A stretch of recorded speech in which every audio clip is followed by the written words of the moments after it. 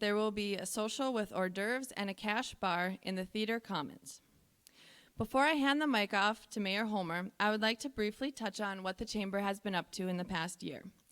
As you may know, the Chamber is a membership organization for businesses and other organizations in the Thief River Falls community. We work to enhance not only area businesses, but the entire Thief River Falls community through a variety of means. One of the most recent ways in which we have been doing that is through the creation of our committee, the TRF Downtown Development Association. This committee is working to preserve and rejuvenate our downtown into a vibrant and flourishing destination. There are many people involved in this committee to help us with our goals. In the past year, the DDA has planned a spring cleanup, Crazy Days event, a local fashion show, and a food drive. We hope to continue assisting our committee as they plan future events. In addition, the committee's main focus for 2017 will be working to visualize and plan the future of downtown. In the past year, the Chamber has also worked to make changes to our Riverfest event by making a conscious effort to support rather than compete with other local daytime events happening the same weekend. As a result, we reorganized Riverfest into an evening entertainment event rather than an all-day event. Part of that plan involved moving the craft and merchandise vendors who had previously been a part of Riverfest to Crazy Days to help attract more people downtown. Overall, the weekend was a booming success as we had excellent attendance at our Riverfest concerts, and the downtown businesses also witnessed a huge spike in attendance during the day. Many even told us that the 2016 Crazy Days was the best Crazy Days they had seen in 25 years. The Chamber is also working to help the Thief River Falls community by planning the 7th annual TRF Day at the Capitol event on Thursday, March 9th. During Day at the Capitol, we organize a group of people to travel down to St. Paul to speak with legislators from across the state about issues that are important to Thief River Falls. Registration is still open for the event, so if you are interested in joining us for a fun and informative experience, I encourage you to contact us for more information or to sign up. Next, I would like to ask Mayor Brian Homer to give us an update on the city.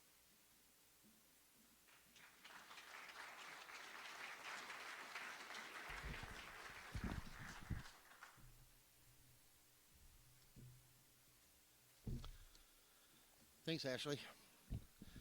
Thank you for inviting me here today, and thank you again to Northland for hosting this inaugural event. Of course, seeing as an inaugural event, I feel that there should be more of this like and kind. So, in the future, this is a spot. It's all really important that we all come together to exchange our views on where we are and where we want to go in the community. It's a great privilege to serve as mayor of Thief River Falls. The city is a special place, and I know that myself and the city council believe there's great things ahead of us. The reason I believe that our future is so bright is because of great partnerships we enjoy. This is evident in events such as this one we are participating in today. Our business model is to lean on our friends, and we enjoy a great relationship with Northland, with Pennington County, and also with the school district, along with our chamber. But we cannot leave out the rest of the community and the businesses that also do so much for their community. We in Thief River Falls believe that economic development is a result of private entrepreneurs investing in our community. Too often it seems government has eclipsed this private role. In some communities, government puts itself forward as a central force for economic development. In Thief River Falls, we view ourselves as partners with business and limited partners at that. Government job to provide first-class infrastructure, well-educated citizens, and a safe community. If we do our job, then our business owners, big and small, through their investment provide employment opportunities for our residents, economic vibrance through our purchase of material and services from other businesses, payment of utilities both private and public, property taxes, and perhaps most importantly, the active community of their employees who live here, raise their family here, and make so many positive contributions to our community of betterment. This business model is providing success in our city. In fact, our council has recently developed its new vision statement. The Thief River Falls is known as a safe, welcoming place with a thriving economy where residents enjoy a great quality of life, abundance of opportunities to work, learn, and play. I hope you agree with me Thief River Falls is already on its way to achieving this vision. It's our mission to build quality community by planning for future growth and providing excellent services. We do this through core values of communication, safety, responsibility, forward thinking, collaboration, and integrity. Let me share you with 3 goals which will further our vision. First part of our goal is enhancing the vibrant economy. It is object to our downtown redevelopment strategies. We know the challenge that a small cities face when it comes to their downtowns. It is the same here, but if you have seen how well we roll up our sleeves and get the work done of the challenges that we face. We did it before with the Carnegie and also the depot, and the pieces are in place to do it again for the former hospital. Sanford opened a new hospital clinic on Highway 32 South in the fall of 2014. That was a huge challenge to successfully repurpose the old downtown building for redevelopment. The Schuett companies have taken on the challenge of repurposing the former hospital property. The city commissioned a housing study that showed the need for 90 housing units for the next 10 years. Schuett plans to renovate the former CNC building on the hospital site with additional 3 floors, covering covered parking to accommodate 83 workforce rental housing units. Schuett also plans to demolish the remainder of the former hospital with the construction of 63 more units for workforce housing rentals. These improvements are known as Riverwalk Flats. These are scheduled to be in 2 phases. The total cost of these phases are in excess of $30 million. Schuett currently owns and operates Riverside Terrace Senior Living, a 66-unit elderly housing facility adjacent to the Riverwalk Flats site. This makes Schuett a perfect developer to take on this project. As we have a developer with local interest, a property owner in Sanford willing to partner to move the project forward, a tremendous housing need, and a commitment of downtown who supports this efforts to make this happen. Obviously, we are pleased there is a real opportunity to redevelop this property. This is adjacent to the Red Lake River, which creates amenities consistent for reuse for housing. Adding 146 housing units downtown will spark additional downtown redevelopment. There are no negatives to this project. Energy and excitement are high, and with residents calling the developer on a regular basis to be put on their waiting list. The city has supported this project, as has Pennington County and the school district, by approving a tax increment financing worth $2.6 million to fund demolition and cleanup along with eligible infrastructure costs. Schuett has also secured 2 state grants totaling $550,000 to assist with transformation of the property. $550,000 will be used for contamination investigation and response action grant, and the other is a redevelopment grant for $500,000 for the first phase. I'll probably give you more detail on this project than you want to or even need to know. I want to make the point that these are not easy projects to accomplish. The Carnegie was not an easy project. The depot was not an easy project. The school district historic building project, including the remodeling of Lincoln High School, was not an easy project. Pennington County's new criminal justice center was and is not an easy project. This community does not balk at projects because they're not easy. We roll up our sleeves and we embrace the challenge. Today I call on my fellow council members, Chamber of Commerce, and the Downtown Development Association, along with Jobs Incorporated, and all our downtown property owners to embrace a new challenge. The vacant Elks building needs some old-fashioned Thief River Falls can-do-it attitude. This will not be an easy project. Let's save this downtown building before it's too late. I pledge my support, and I know the City Council will get behind any reasonable effort to repurpose this building. Part of what makes Thief River Falls special is its downtown. Our downtown business owners are great people. I just so happen to know the owner of Michael's Meats pretty well, and he seems like a pretty great guy. But it's not just downtown business owners that have a stake in our downtown. Our downtown should become more of a center of our community, not just commerce, but for a broad range of community life. Our new Downtown Development Association has set an ambitious agenda for their group.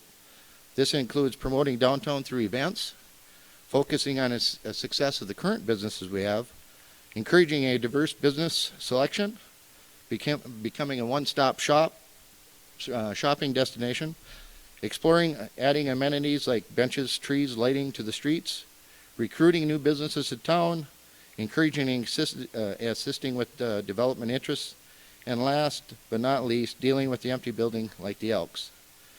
So let's sit down and figure this out as a community. Let's not wait 5 years until we see the pigeons flying out of the upstairs windows. If we sit back, this is what will happen.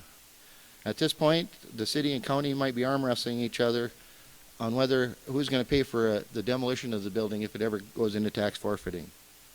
So if any serious efforts come forward to repurpose the Elks building before this happens, you'll see mine and the city's support. The second goal I promised was to talk about the increasing citizen input to our city government. The city is committed to providing additional tools and methods on for regular citizen input, enhancing our transparencies and inclusiveness, communicating our plans for the community, and committing to ongoing public dialogue and relationship building activities. I hope the participation in this event also helps further us in these goals. My style of governance is one of easy access. Whether by members of the public or media, I want to hear from you. As you know, we have great local reporters who, through their coverage of city government. So let me take an opportunity just to thank April Shanoa and from the Times and Keith Teeters from TRF Radio for the great job they do in covering the city government. April and Key and others of the media get out the message that we have, no matter if we're doing a really good job or whether we think we're doing a good job. Sometimes April and Key point out our failings as well. But as part of our goal of increasing citizen input into city government, the media helps us get our story out on how our citizens shape and direct the actions of our city government. Let me give you one example on how the media helps us engage our citizens, and then our citizens direct the actions of our city. The same example will also be used to help illustrate the third and final goal I promised to talk about today, maximizing our recreational assets. We know that the residents of our community want a high-quality recreational assets. We recognize that we have great local parks, but we also recognize that the city has not done a great job as we should in maintaining these parks. I don't like to focus on our failings, but we have to recognize that some of our parks and facilities in those parks are getting worn and tattered. The good news is we've heard from the citizens. And equal good news is that we have great partners who share our goal in providing high-quality recreational assets. Let me take this moment to thank the school district for helping us move forward on the project to renovate the tennis courts at Engelstad Park. This will happen this year. So, let me also thank the school district and Northland College for working with the city on joint powers agreement for the MEC.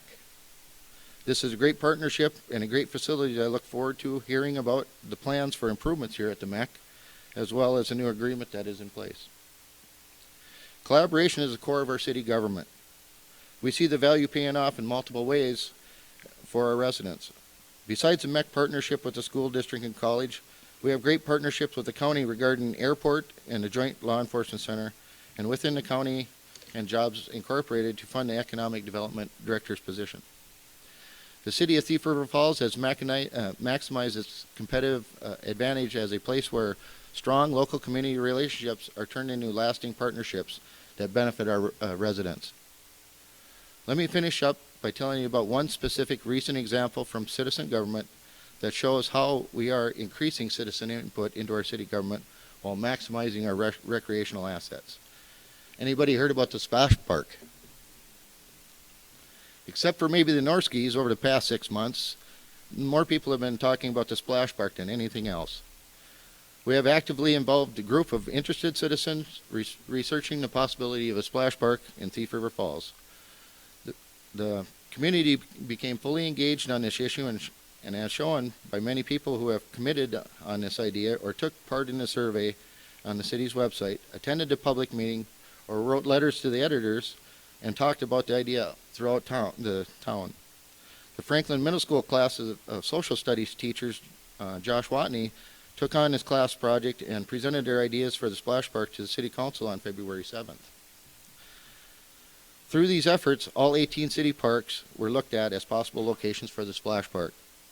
These parks were ranked upon 9 criteria These included stormwater, bathrooms, playground equipment, parking, visible signage, sufficient size, safety, accessibility to the biking and walking, and other amenities.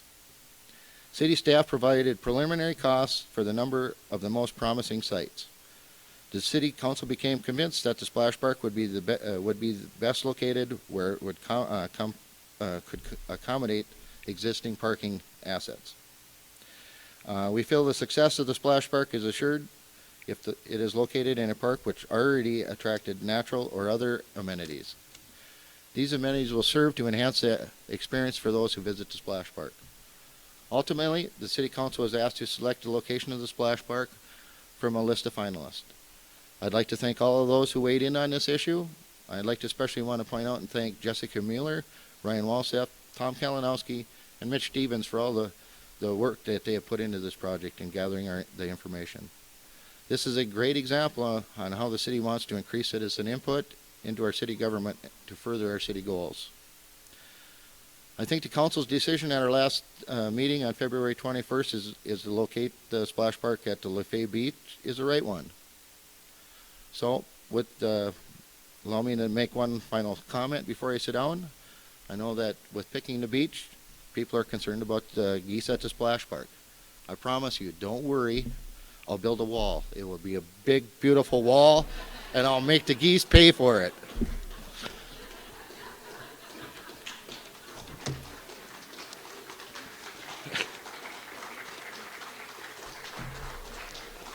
I just want to thank again for inviting me here today, and welcome to.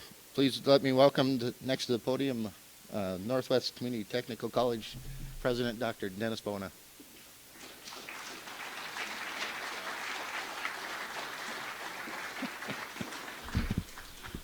Brian, you almost took us down a whole new road there by building the wall.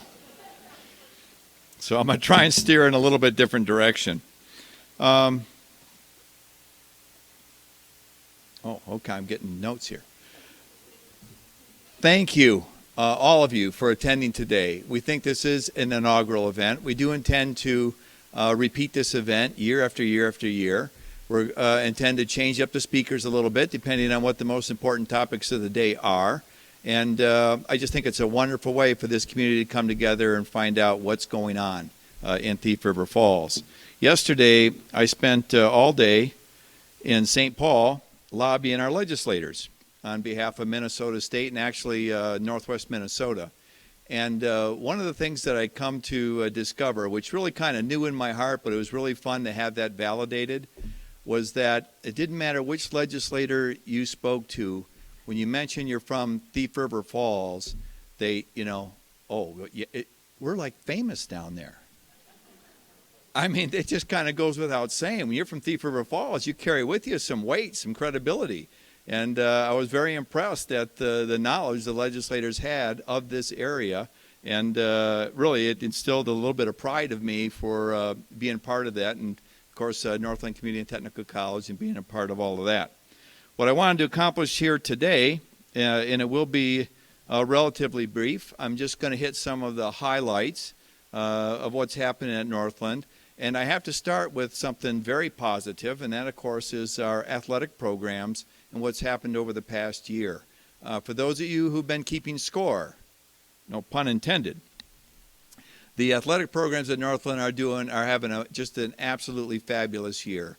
It started with volleyball. Volleyball had really a pretty good year, not where they want to be, but we've got a lot of athletes returning, and so Abdul tells me, he's our volleyball coach, that next year we're going to run very far into the regional tournament, and he's hoping to bring that team to the national tournament. Our football program, which was only in its second year after a couple of years off, we had the privilege and honor of bringing in a very, very experienced coach, Jim Cox, and he took a team that won 2 games the year prior and turned it around and went 5-3 and made the tournament, and lost by just kind of maybe not such a great play or call by the refs. No offense, Brian, I know you kind of do that for a living.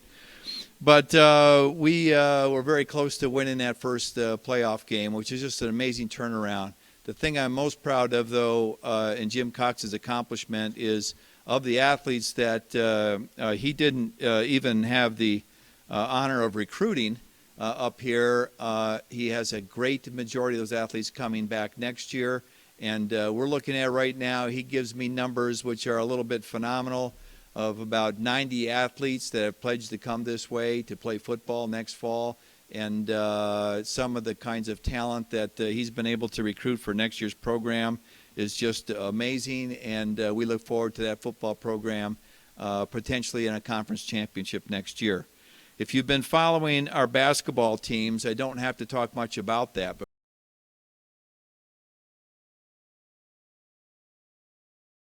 second in the country last year at the national championships, and boy, they're going to make another run.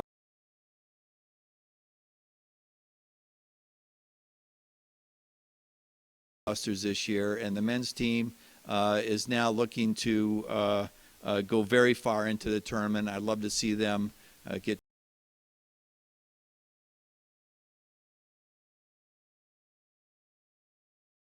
We sit here are competing right now at the national tournament in Iowa. We had 5 wrestlers reach that level with their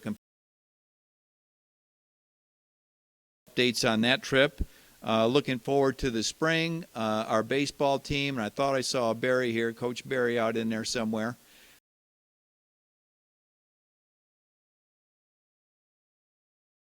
Chance to come out this spring and see a baseball game, please do. I won't guarantee a victory, but they will be extremely competitive. When one got sick, we had to forfeit a game, and that doesn't show that we had a very strong program. This year, however, we brought in a new coach with Paul Peterson, and we only notched 1 win, which was kind of remarkable with 9 women on the team last year. But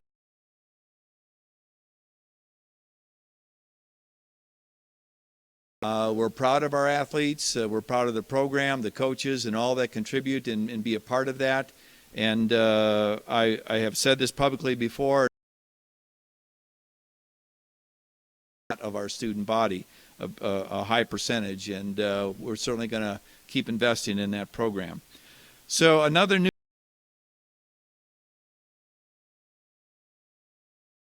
starting this coming fall, a new graduation requirement at NCTC. If you intend to walk out of here with an associate degree, you are going to start requirement.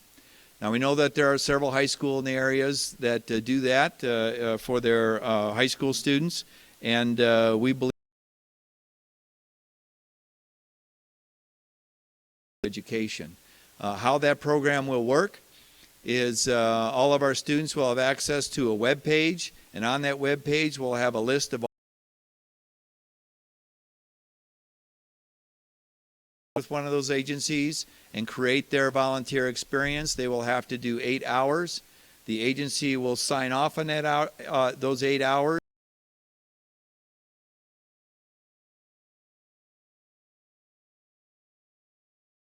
To the institution and to the community, and then they will pass, and then they will then be eligible or have completed that requirement for an associate degree.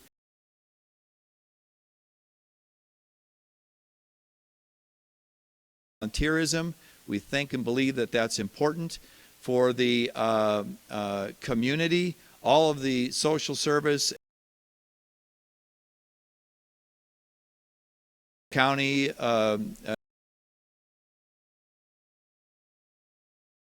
roughly speaking, 2,000 students from Northland Community and Technical College who are going to be out there in the community looking for volunteer experiences. So we know that's a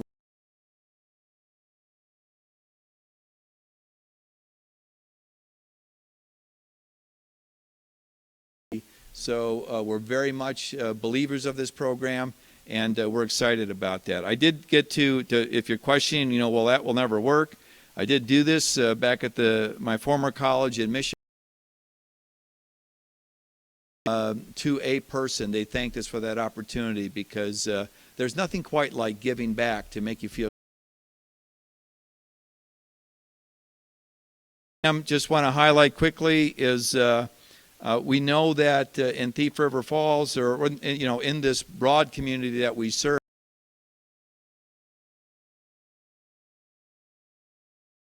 in agriculture, you walk away, and I just learned this term the other day, and I'm going to use it in many speeches. You think of it as cow. Today, we certainly acknowledge and respect the complexity of the agriculture industry, and therefore we're putting programs in place that address not only the we're starting 4 new programs. We've got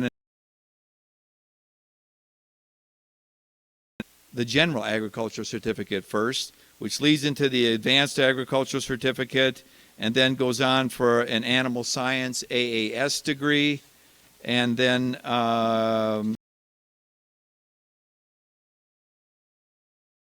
we believe that will be valuable. Those will be new paths for people to enter into the workplace of agriculture or transfer their education. Excited about those programs. We think will inspire a lot of students to go in that direction, and our agriculture industry certainly needs that. The last thing I want to talk a little bit about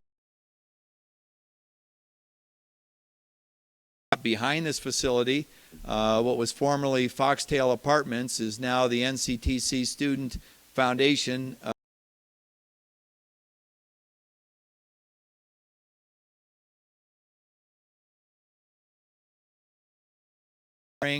We'll have students coming back next year, so we look for 100% occupancy in those apartments.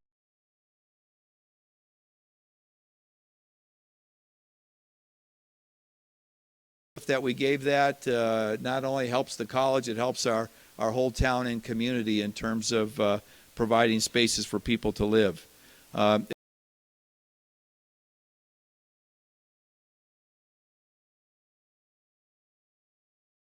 So we couldn't go down and recruit from the cities or St. Cloud or the Dakotas or wherever we were going to find students from, because they'd come here, but well, where do I stay? And we think we've upgraded that significantly with the addition of student housing. Also want to congratulate Lars Dyrud, who is that him standing back there? He's kind of tall with a tie, kind of bald, that's Lars. He's been with us for some time. He's a great guy, and we've just elevated him to the new executive director of the NCTC Foundation. He's been selling raffle tickets like crazy, and hopefully you all had the opportunity to buy a raffle ticket. That's part of the fun of an event like this. I have to give a couple people credit. Julie Fenning and Chad Sperling got out there and said, well, okay, if we're going to have a raffle, we've got to have prizes. You think the community would donate some prizes? And oh my gosh, the generosity was amazing. We've put 15 bags together. In each bag, there is over $150 worth of basically coupons or what do they call it? Cards. Gift cards. Thank you, sir. Thank you. You get up here sometimes, you get all choked up. It's hard to get it. But the gift cards, so they're not coupons where you have to buy something to get something. These are just gift cards where you can go out and spend the money. So for a $2 chance or 10 for $10, you got a chance, and we don't have a great many people here, so you got pretty good chances of walking away with one of those 15 bags. The money raised so far, and that's what the note is on the floor here, has been over $300, which will go directly to a scholarship for next fall for a student entering into NCTC. So we're using the money for scholarship funds, so it's a great cause. Finally, when you have an inaugural event, it's hard to predict how many people will show up, and I'm pretty satisfied with the number of people. But we had to plan as though every single seat was going to be full. I tell you this because we bought enough chicken wings to feed 200 people. So I hope you're hungry at the end of all of this talking, and you get out there and you devour the chicken. Don't be afraid. You want to put some in a pocket or something to take them home? Go ahead, because we've got too many chicken wings. With that, I'm going to go ahead and introduce, it's already been mentioned, Daryl Tweitbach, who's going to talk to us from Pennington County. Thank you.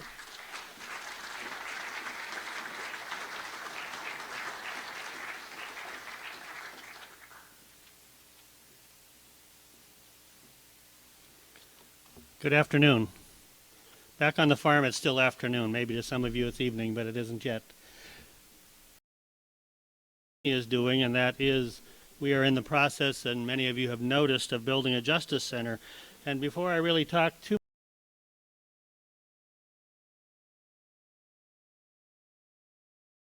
this is very nice. Very well done. That's me.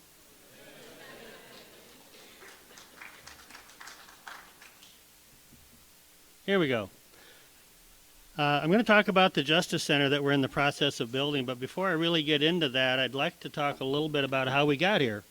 Back in about 2007, we were in discussion with the city about making a property exchange, and that was exchanging a park that the county owned by the Oakland Park Nursing Home, called Oakland Park, amazingly enough,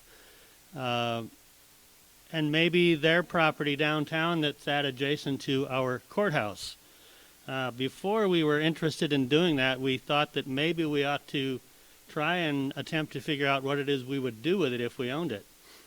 So we hired a firm named Klein and McCarthy to help us do a space needs study, which they did, and that was back in about 2007 and 8. Among the things they identified was a need for space in human services going forward, a need for space and renovation at the law enforcement center going forward, and possibly doing some renovation in the existing courthouse. Once we figured out, and they gave us a lot of concept drawings on different ways we could accomplish these things, and once we had that information, we said to the city, yeah, let's make this exchange, because we think going forward, maybe 50 years, having the county own that entire block of property would be a good thing. How we utilize it maybe remains to be seen, but we have it, and we have secured it, and we will hang on to it for now.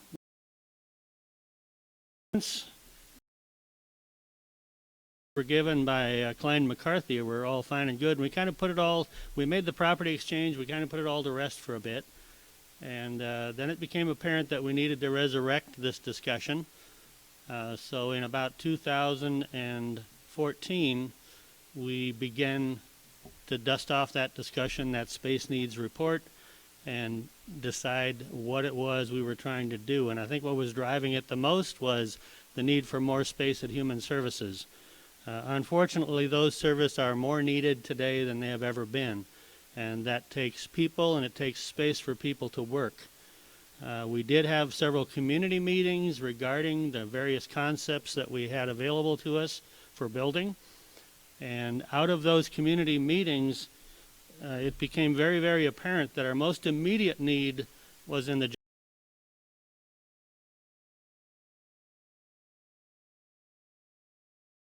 some problems. So what I'm here to talk about a little bit today is about our project. I hope you can see that. It looks a little washed out to me, but the drivers for this project, the Justice Center project. First of all, as I've already said, our overall space requirements for the county. We were looking for operational efficiency. We had a huge public safety issue with the way we're dealing with this thing now, and I will talk more about that. We had some court safety issues in an antiquated courtroom in the existing courthouse. Staff safety is a big deal for us. Potential liability that might be generated by that issue. And we also had a huge problem with the Department of Corrections, or the state of Minnesota, telling us that our existing facility does not meet current codes, and you got a lot of problems, and we're going to have you fix them. Our existing courthouse was built in 1955. It's a building right on Main Street downtown. I'm sure many of you drive by it every day. It's structurally a very sound building, but nevertheless it was built in 1955.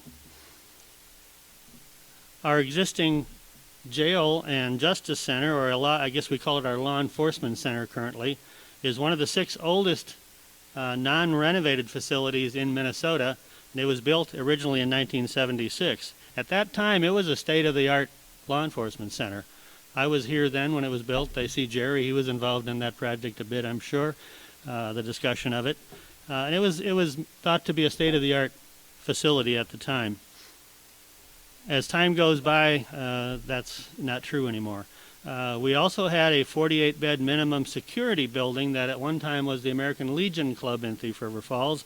That building was originally built in 1945 and renovated a number of times after that. Our existing jail will hold 28 medium maximum security prisoners in a secure facility. The new facility will house a total of 80. 48 will be medium maximum security and 32 minimum security. The minimum security, generally speaking, are what we call our sentence to serve folks. Our county prosecutor sometimes decide who is stupid when we put people in jail. You know, some people have done things that, you know, shoplifted, didn't pay their alimony, whatever it was, they get a Dewey. You know, those people aren't generally dangerous. But we do have people in our facilities that are definitely dangerous. One of the major safety issues that we had with our current facility is that several times in a week, maybe daily in some weeks, we lead prisoners across the street to go to court. And I hope you can see that, but that's 3 or 4 guys in orange suits following a deputy to the courthouse to have their hearing, to have their trial, or whatever. That's a huge safety issue. We have to push them up 3 flights of stairs to get them to court, and then down a long hallway that's all public space. And there will be people in that hallway as you lead these ladies and gentlemen to their court hearings. It's also, on occasion, they have to sit in that hallway and wait to go into the courtroom together. Some you'll have family and friends, and sometimes you'll have victims and accused sitting across from each other on benches in the hallway, which is a safety concern for the deputies who have to guard them, and also for the people themselves. We did put up some secure doors to keep them from getting court staff. We don't want them going back through there.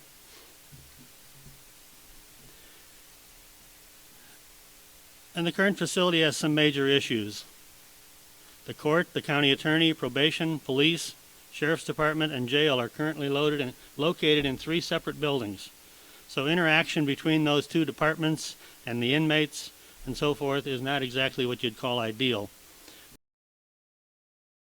Law enforcement center, and that it's not accessible to the handicapped. That needs to be fixed. The jail, other constraints, it's a linear design. In other words, you have to walk down hallways to see who's where. The linear design, there's no line of sight to inmates, and the control center is located in the dispatch room where there's a lot of other activity going on all the time. We have what used to be recreation space and programming. It now serves as our library, the attorney-client meeting room. Sometimes we will do DOC, the Department of Corrections, hearings in that little room, and medical consultations in that same little room. So it's a multi-purpose room. It's about 14 by 12, and it's crowded with books and tables and chairs, and not ideal. What used to be rec space is now an 8-bed dorm facility for female inmates. Also not ideal when you have them all in one space together. And the lack of programming in rec space is also exacerbated by the fact that we had to convert a couple of our spaces into holding cells for when you first bring someone in. If they're extremely intoxicated, you put them in this room and deal with them in a little while.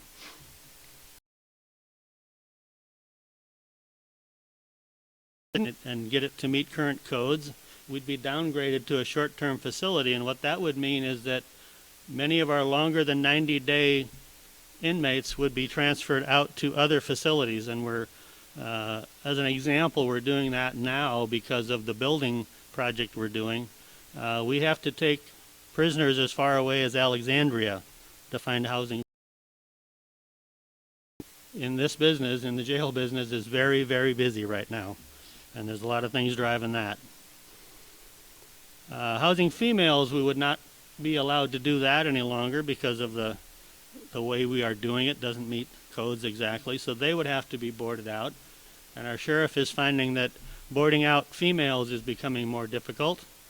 Most facilities don't have a lot of room for females.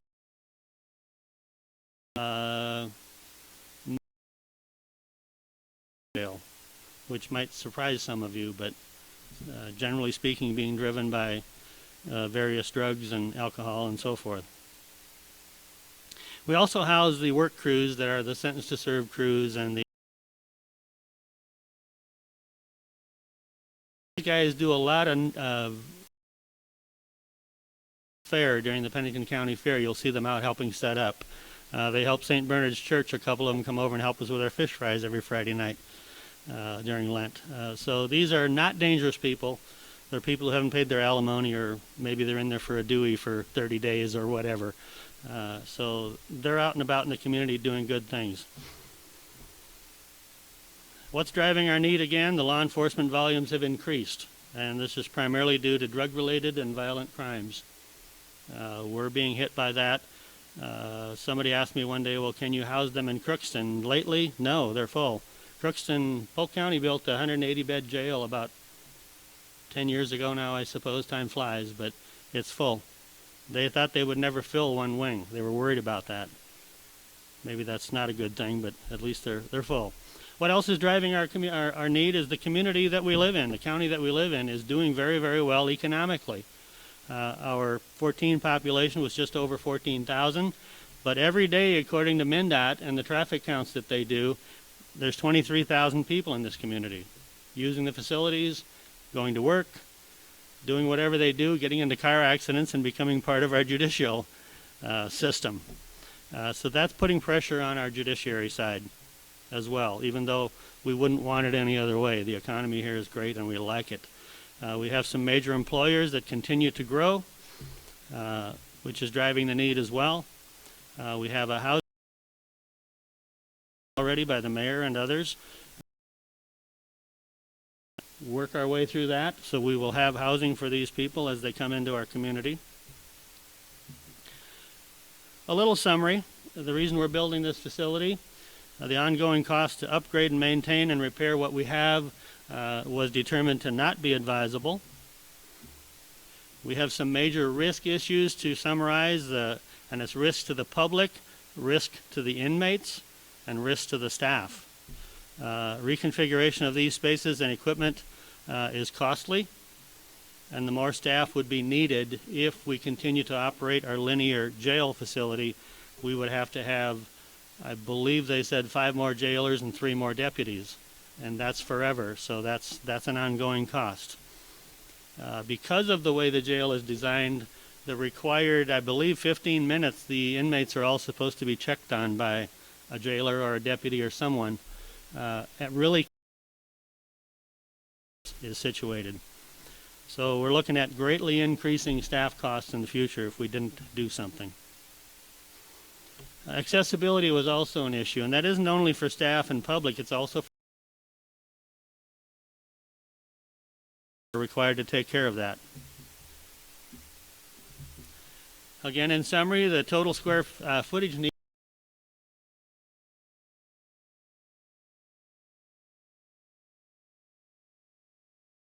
we're going to repurpose some existing space in the courthouse once the court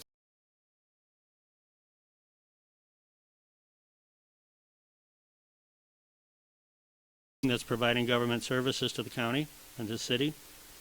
And the plan we've come up with is based on DOC standards, Department of Correction standards, best practices, and extensive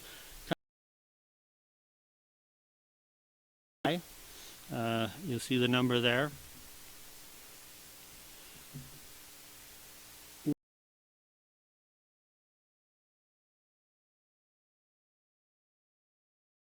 Asked was, what does it cost Pennington County to not build this thing? I need to know. And I said I want an annual.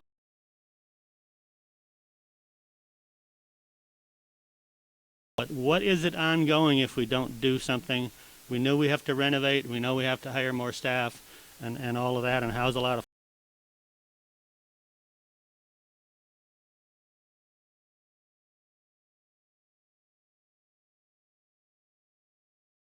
Staff, the existing or the new facility is almost the same. In fact, the estimate was just very, very slightly.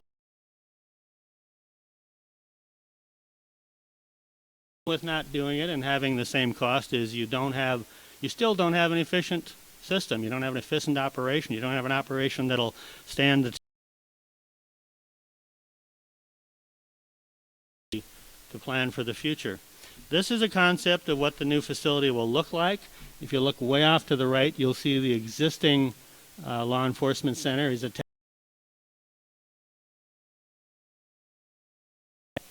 And the piece that's more prominent in the front is the judicial part of the facility. The courts are upstairs.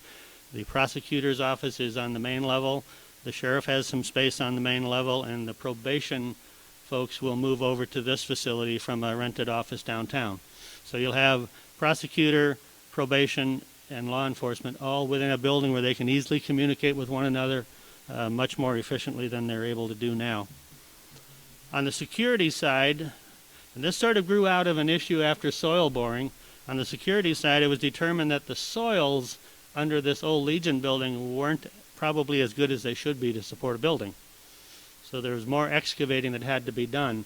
So we asked the question, since we're all about security in this facility, what would it cost additional to put parking under the facility so that judges and sheriffs and deputies and court staff would never have to be exposed to the public going in and out of the building. After finding out how this would work, we decided to include that in our project. So the people that need to be worried about that kind of security will be able to go into the parking, go into a secure elevator, and go right to where they work without having to interact in public corridors and so forth. The judges like that. I know you probably won't see this very well, but on the far right this is the first ground level of the building. On the far right in the green is the prosecutor's office. The gold color in the middle is probation. Off on the left that's kind of tan colored is the sheriff's department, part of it. And the other space up there is a meeting room. In the middle you see the first floor of the jail, and if you look right in the middle you'll see there's one desk, and that desk can see everybody from that desk, and that was part of the modular design that it is. Everything on the left side of this in the light blue and the tan is the existing law enforcement center. The gold on the top is existing space that will not be renovated, no need for it. Most of the existing jail and other spaces in the existing LEC will be repurposed for things like kitchen and storage and medical and that sort of thing. Second floor has a few more cells, and the second floor of the justice building is 2 courtrooms and the judges' chambers and so forth on the top floor. And that is again secure. This facility has an elevator, secure elevator, that comes from the basement, goes through the jail, and goes right to a secure room in the court facility. So inmates never will mingle with public until they're parked in the courtroom for their hearing. And that's a safety issue as well. So this thing's under construction. I'm sure many of you have noticed. I'll try to wind up here quickly. There's the old Legion Club as we all knew and love it. And it didn't take long before it looked like that as it was being torn down. This is when the whole project became reality for me. I thought, oh dear, we're actually knocking this thing down. So we're on our way, knocking down the Legion Club. We have dug the hole. They have people been working part of the winter building foundations and so forth for the building. We had a beautiful October and November, as you might all recall, and we had equipment marshaled and sitting there ready to go, and we couldn't move a piece of dirt. We were given permission by the state to tear the Legion down, but they did not approve our building permits until into December. So we lost a couple of months of perfect building weather, which was a little dismaying to all of us as construction still continues. We think we're going to get back on track, though, before this is before too long. So right now we're making foundations, pouring cement, and doing all of that. This I know you probably can't see, but it's a timeline as to when we will occupy, when we will finish. We will be occupied in the new jail piece of it in the first quarter of next year, and then there will be some renovating done in the existing law enforcement center, and that'll be finished up by about October, and then that project will be done by about October of next year. So that's what I have. I thank you for your attention, and if you wish to contact me and offer any opinions and questions, if you can't see that, you can Google Pennington County, Minnesota, and you'll come up with a link to the commissioners, and I'd be happy to take any questions or email that way, and I will answer you. Thank you very much.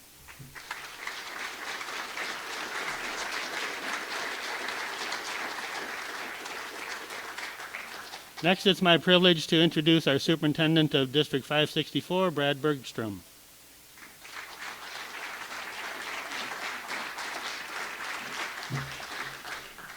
Well, thank you, Daryl.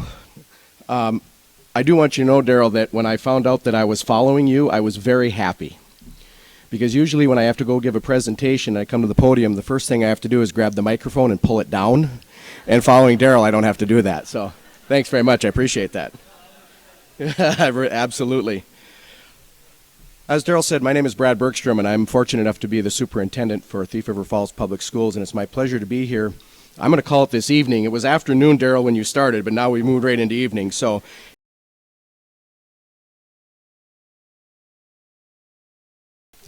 when I thought about what I wanted to share with everybody, it was a bit overwhelming for me because there are a lot of really great things that go on.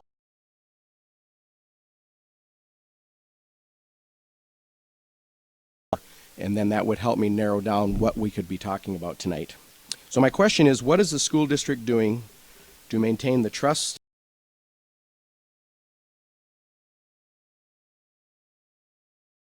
got it to 3 things because I was told we had between 5 and 10 minutes. And if I'd have known that I could take as much time as Daryl, we'd have been here.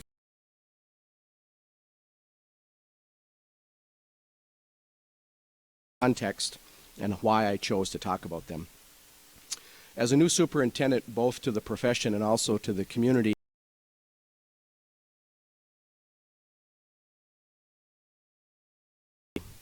I came here about a year ago to facilitate a leadership group in Northwest Minnesota, and after I left from here, I was so very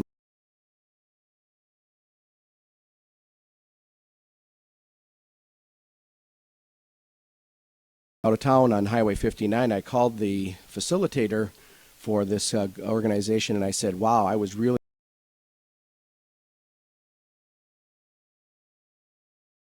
else. I would love to become the superintendent here because of the people that are here. And lo and behold, 3 months later, here I am.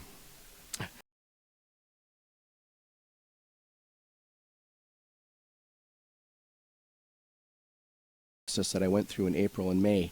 Got a chance to meet a number of great people in this community, and it really helped us to say yes, that this was the right place for us to be, and I was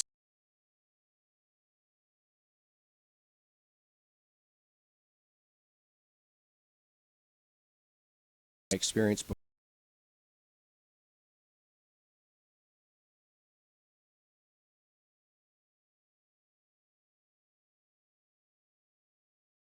Talking about the Justice Center, prior to my arrival, there was the renovations that were done with the school district to have these beautiful and magnificent buildings that we now have.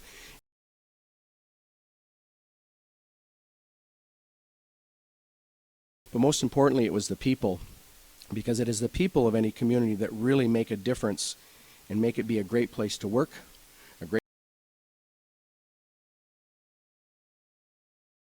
thing that I wanted to talk about today is one of the things that's going on in the school district is the plan that we have for the future.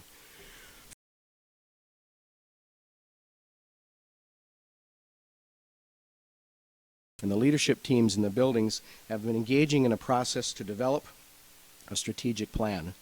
This, our end product is designed to give us a roadmap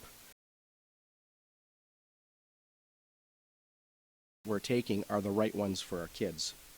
With the amount of change that's happening in education today, it can become very easy to be sidetracked by those times come out in what we want to have here in Thief River Falls. We want to be purposeful as a school district.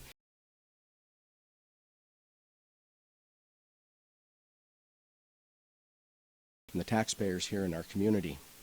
Our strategic plan or our roadmap will include 4 important parts. Number 1, there will be a vision that will be declared.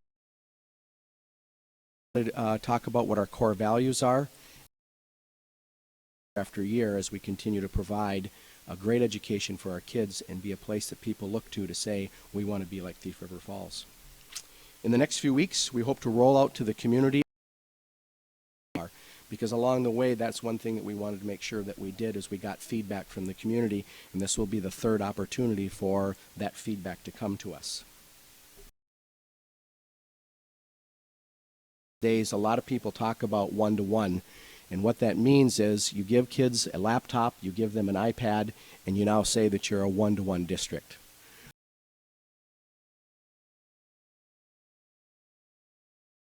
Elementary classroom. We have an iPad for each of the kids at the middle school level that they can take home with them, and we have a MacBook Air computer for every kid at the high school. Integrate that technology into what we're doing so to help students learn. I have seen many districts hand out those devices. They do nothing with training.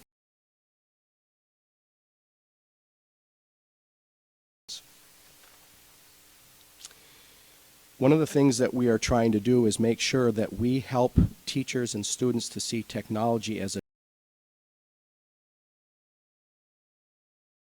or a pencil or the blackboard, well, chalkboard. I think maybe some of us maybe remember those things called a whiteboard as well.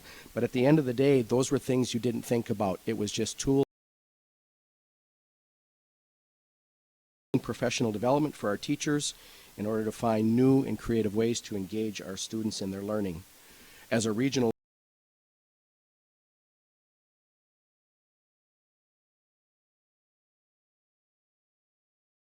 were released, and within hours of this information being shared, we had almost 200 people sign up from over 6 different districts.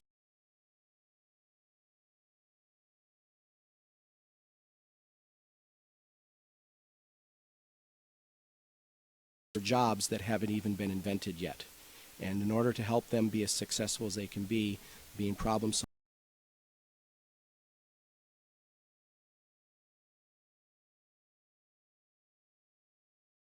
or as some people know it as vocational training. When I first got to Thief River Falls, I had the pleasure of spending 6 months just getting to know the people in the businesses and organizations to learn more about what's going on in the community, what we value, and what's the direction that we want to go. One of the major themes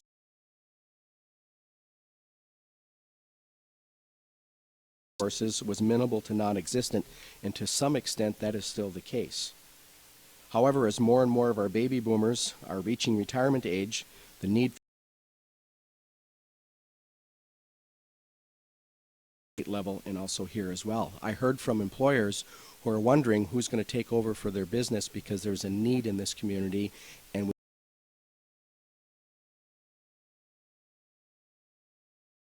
or vocational course offerings in order to help fill that void. It started with the hiring of a teacher this past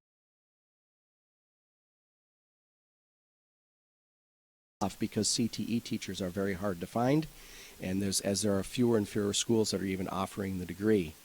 I am pleased to announce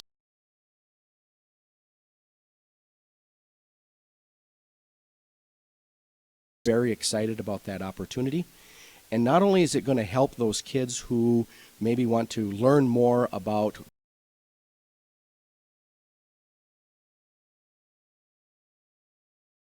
opportunities for kids in other classes to gain some exposure to this as well. We're going to work with our accounting classes to help us with the budgeting piece with that, and we'll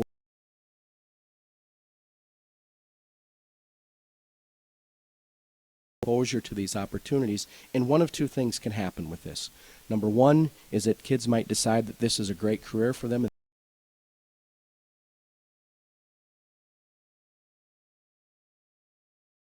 which is something that we try to instill into our students as well. And hopefully some of these students will decide that maybe Thief River Falls isn't such a bad place.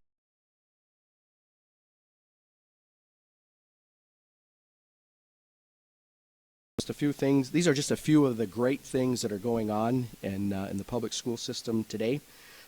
We are very fortunate.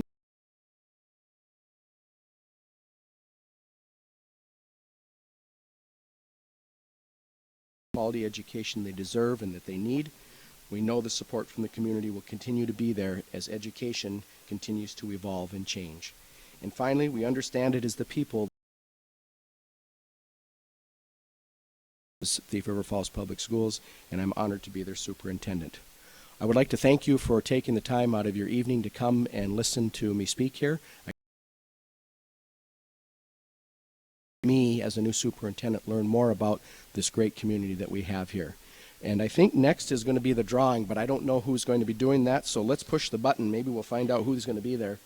And it's raffle time. And it looks like Ashley standing up. Thank you very much.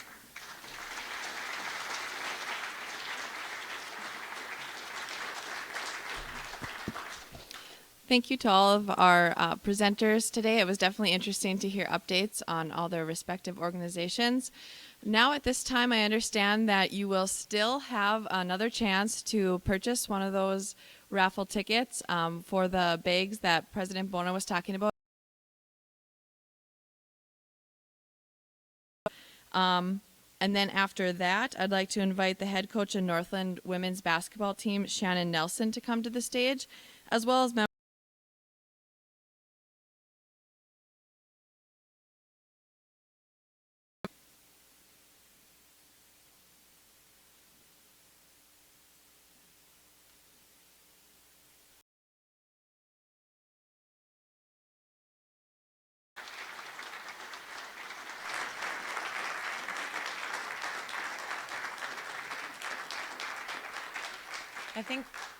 I think Lars and Stacy are over here in case anybody else wants to buy.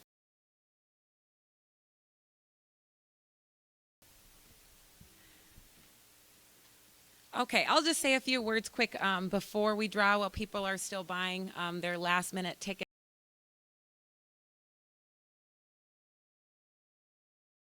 Bona did a great job of kind of explaining the success that our teams have had over the years and especially over the last year. And what I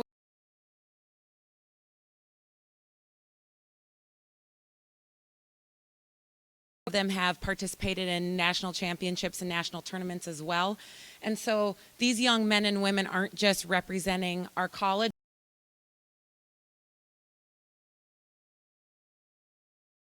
A little bit of a brag. I know they weren't excited about it at the time, but last year at the national tournament, our women's basketball team was received the Sportsmanship Award, which I know isn't very exciting when you just lost the national championship game.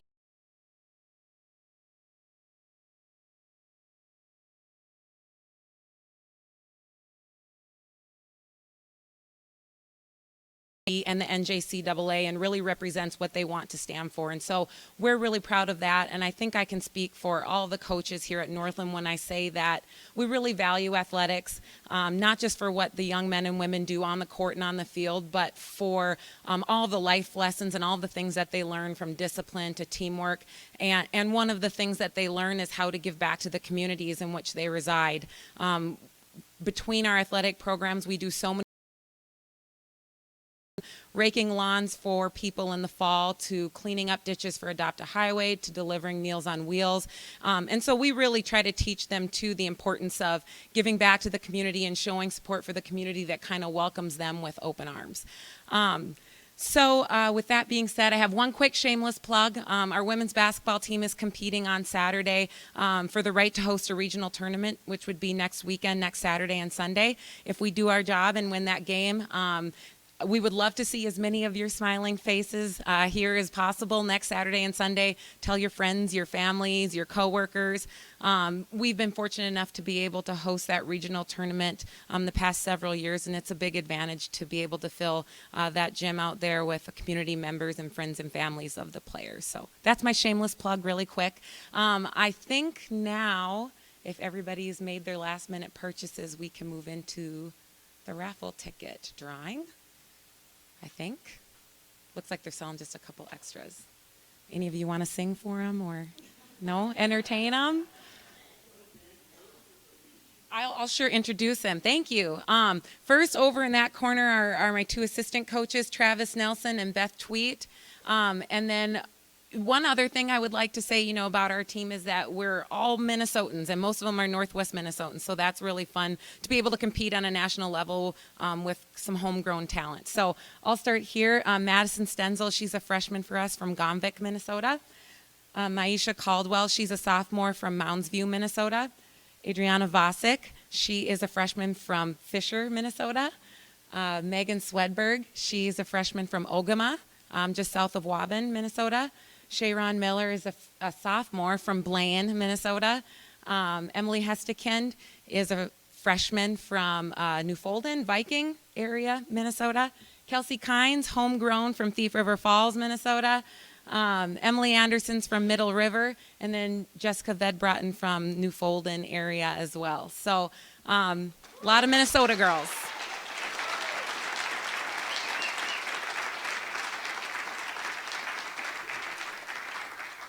We got the bucket. We got the raffle tickets. I think they're just wrapping up here. So hopefully they're lucky for you guys.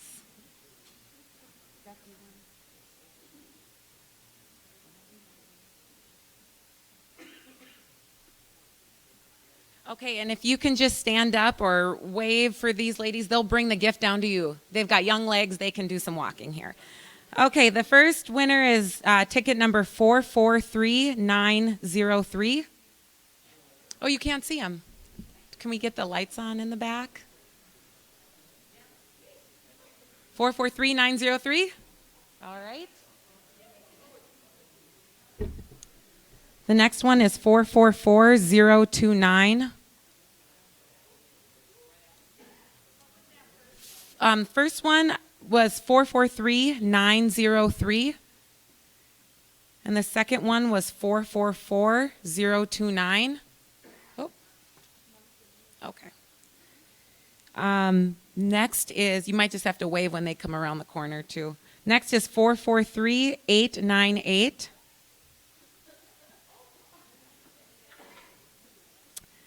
443794. Did you find them? 443794. Okay. 444008.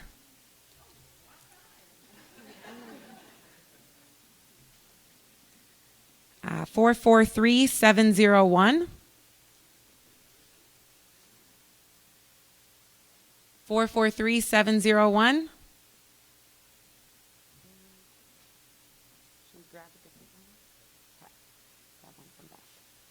443761. Oh. 443976. 443976. 443913. 443913.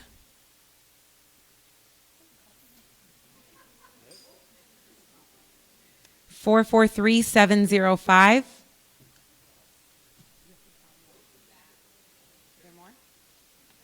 More tickets?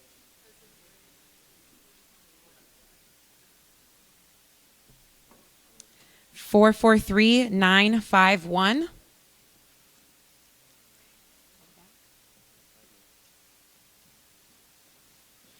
443847. 443847. 444026.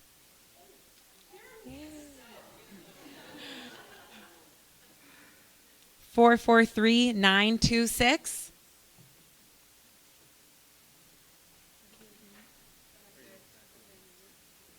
443